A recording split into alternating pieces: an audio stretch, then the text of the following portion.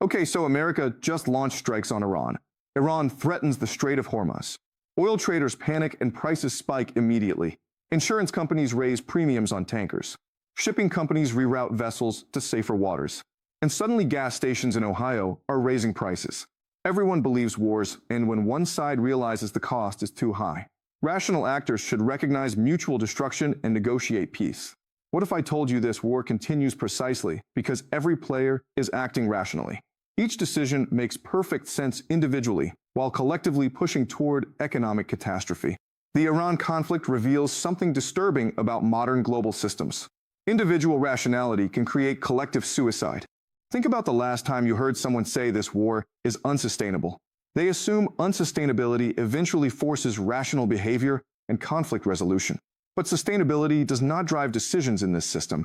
Incentives drive decisions, and right now, every major player has incentives to continue. Iran gains leverage by threatening the Strait. America gains credibility by demonstrating military resolve. Saudi Arabia gains regional advantage if Iran weakens. Oil companies gain profits as prices rise. Defense contractors gain revenue from ongoing operations. Insurance companies gain higher premiums from increased risk. Nobody optimizes for global economic stability because nobody gets rewarded for it. This creates what economists call a collective action problem wrapped in geopolitical conflict. If you find yourself wondering why intelligent leaders allow preventable disasters, subscribe now. This channel analyzes the invisible incentive structures that make catastrophes inevitable. Share this with someone who still believes rationality prevents wars. They need to understand why rational actors create irrational outcomes. The mechanism works through overlapping individual rationalities that produce collective irrationality. Each player faces a choice matrix where the smart individual move creates systemic disaster. Iran can either threaten the Strait or appear weak.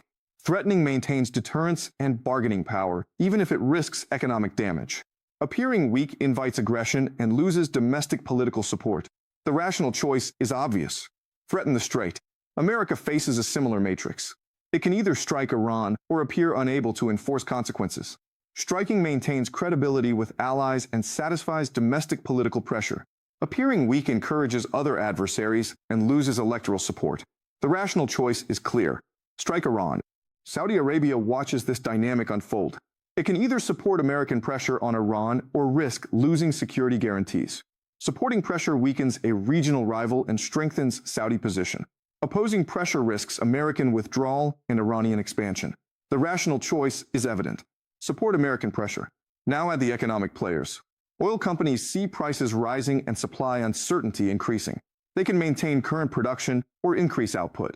Maintaining production keeps prices high and profits elevated.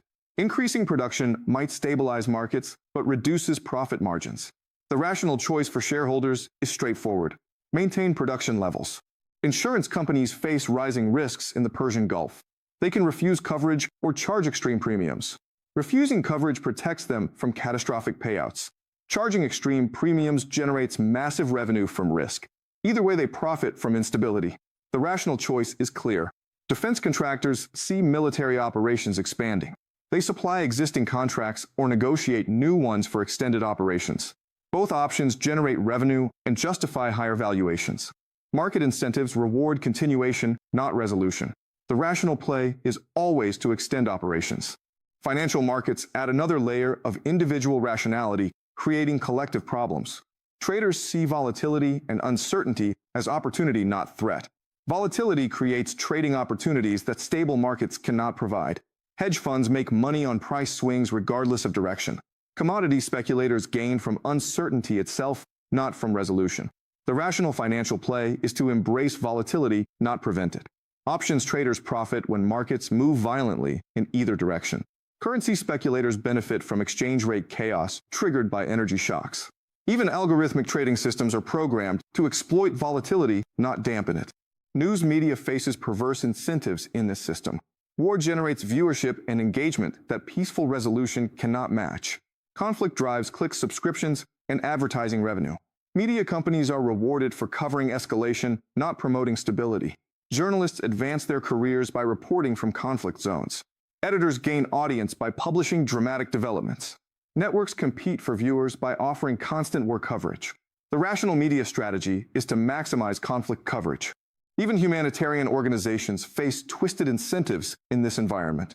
Charities raise more donations during crises than during peaceful periods. Aid organizations justify their budgets by responding to emergencies. NGOs gain visibility and funding by operating in conflict zones. The rational organizational behavior is to prepare for crisis, not prevent it. Nobody gets promoted for wars that never happened. Everyone gets rewarded for managing disasters after they arrive. Every single actor makes individually rational decisions. Iran protects its strategic position through straight threats. America demonstrates resolve through military action. Saudi Arabia advances regional interests through supporting pressure. Oil companies maximize shareholder value through production restraint. Insurance companies maximize revenue through premium increases. Defense contractors maximize contracts through ongoing operations. Traders maximize returns through volatility exploitation. Media maximizes engagement through conflict coverage. Each decision is defensible, rational, and profitable for the actor making it. But here is where the system reveals its fundamental design flaw. These individually rational decisions combine to create an outcome nobody wants. Oil prices spike globally, triggering inflation in dozens of countries simultaneously. Supply chains face disruption as shipping costs surge beyond sustainable levels. Energy-dependent economies struggle with rising input costs that crush profit margins. Food prices increase because modern agriculture runs on petroleum products and fertilizers. Transportation costs rise, affecting everything from Amazon deliveries to hospital supplies. Manufacturing slows as energy bills squeeze already thin margins.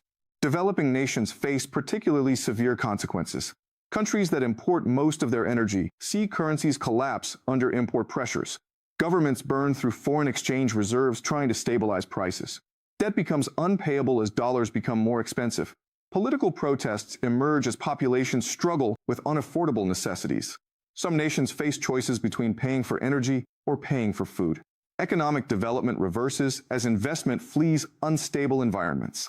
Years of progress vanish in weeks of crisis. Central banks worldwide respond to inflation by raising interest rates aggressively. Higher rates slow economic growth and increase unemployment across sectors. Governments face pressure from populations struggling with rising living costs. Political instability increases as citizens blame leaders for economic hardship. Some countries face currency crises as energy import costs overwhelm finances. Debt burdens become unsustainable for nations already operating near limits. Financial markets experience volatility that destroys retirement savings and portfolios. Stock markets crash as investors flee to perceived safety. The global economy slides toward recession that could persist for years. Yet nobody stops, because stopping requires someone to act against their incentives. Iran cannot appear weak without inviting aggression. America cannot back down without appearing impotent to allies and adversaries. Saudi Arabia cannot oppose American strategy without risking its security architecture. Oil companies cannot sacrifice profits without answering to angry shareholders. Insurance companies cannot reduce premiums without exposing themselves to catastrophic risk. Defense contractors cannot advocate for peace without undermining their business model. Traders cannot ignore volatility without leaving money on the table. Media cannot stop covering war without losing audience engagement. This is the prisoner's dilemma at global scale, operating across multiple dimensions. Everyone would benefit from cooperation and de-escalation collectively, but nobody can trust others to cooperate individually. So everyone defects, and everyone loses predictably. The system has no mechanism to align individual incentives with collective welfare. There is no player with both the power and the incentive to stop the cascade. International institutions lack enforcement capability. Diplomatic channels lack credibility when core interests clash. Economic interdependence creates vulnerability, not restraint. Game theory predicts this outcome with mathematical precision. When defection is rational for each player, the Nash equilibrium is mutual defection, even when cooperation would benefit everyone, even when the collective outcome is catastrophic. The logic is inescapable. Each player reasons that others will likely defect. Therefore, cooperating becomes irrational. Therefore, everyone defects. Therefore, everyone suffers. The tragedy unfolds not from miscalculation, but from perfect calculation. Consider what would be required to halt this dynamic. Someone would need to absorb massive costs without compensation. Iran would need to surrender leverage without gaining security guarantees. America would need to accept apparent weakness without political cover. Saudi Arabia would need to oppose American strategy while somehow maintaining security relationships. Oil companies would need to crash prices while explaining to shareholders why profits disappeared. Insurance companies would need to accept catastrophic risk exposure. Defense contractors would need to advocate for peace while their competitors lobby for war. Financial traders would need to ignore profit opportunities. Media would need to stop covering the biggest story. None of these actions are rational within the existing incentive structure. So none of these actions happen. The war continues not because anyone wants it to continue. The war continues because the system rewards continuation and punishes restraint. Every player is trapped in a game where the rational individual move is to keep playing. Even though everyone knows the collective outcome will be catastrophic, this explains something deeply disturbing about modern geopolitical and economic systems. We have built structures so complex and interconnected that disaster can become inevitable, not because of evil actors or irrational decisions, but because rational actors following reasonable incentives create unreasonable outcomes. The invisible hand of the market is not guiding us toward optimal solutions. It is guiding us toward a collision nobody can prevent. The Strait of Hormuz becomes not just a choke point for oil. It becomes a choke point for collective action, a place where individual rationality collides with systemic stability, where every player makes defensible choices that combine into indefensible consequences. The war cannot stop because the system has no stop mechanism. It only has acceleration mechanisms rewarding each player for continuing their individually rational strategy. And so the strikes continue. The threats continue. The price spikes continue. The economic damage spreads. Inflation rises. Growth slows. Instability increases. Everyone loses. But nobody stops because stopping is not rational for any individual actor. This is not a failure of intelligence or morality. This is a failure of system design. We have created global structures where catastrophe emerges from rationality itself. The uncomfortable truth is that understanding this dynamic does not provide a solution. Knowing that everyone is trapped in a collective action problem does not free anyone from the trap. Iran still faces the same incentives. America still faces the same pressures. Oil companies still answer to the same shareholders. The system continues operating according to its internal logic.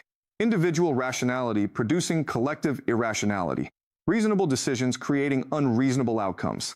In a war that nobody can stop even though everyone loses.